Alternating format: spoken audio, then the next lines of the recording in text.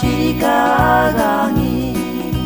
chu dai mong tang shu li pa ta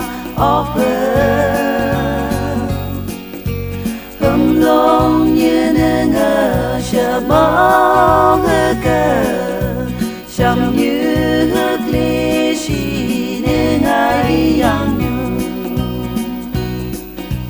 hâm long như cáp chăm thế mấy bờ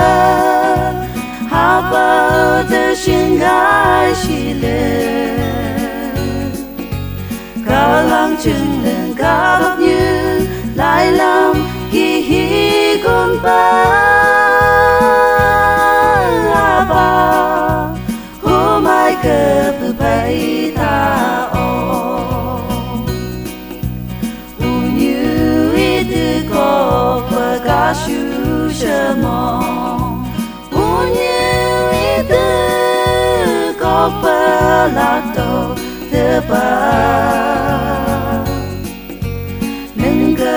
như bờ kỳ con mây bờ hà ba hôm mai hà bờ mây này hương lòng như cáp trăng thế mây bờ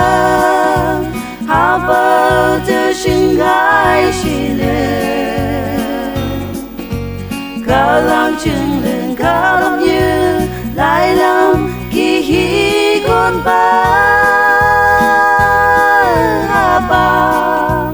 hôm mai cơ bự bay ta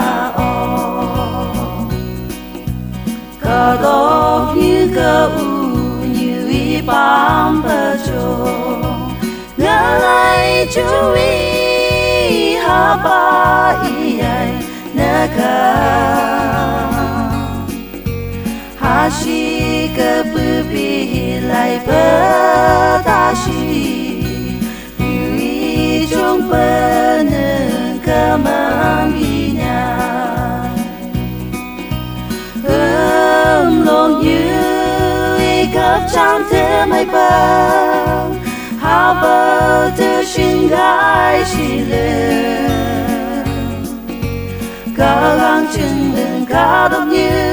lại làm kỳ hi con ba hôm mai cơ bự bay ta hi ong hi sư áp sa pi hi ta si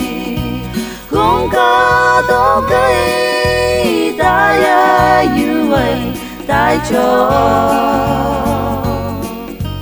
nhỏ cây lấy ai như mà bong hát ôm ya lương nghi bám bờ hà phía nương nó hương lòng như ý cáp trăng thế mấy bờ hà bờ từ xin gái chỉ lên cả lăng chừng lên cả đốc như lại làm kỳ hi con ba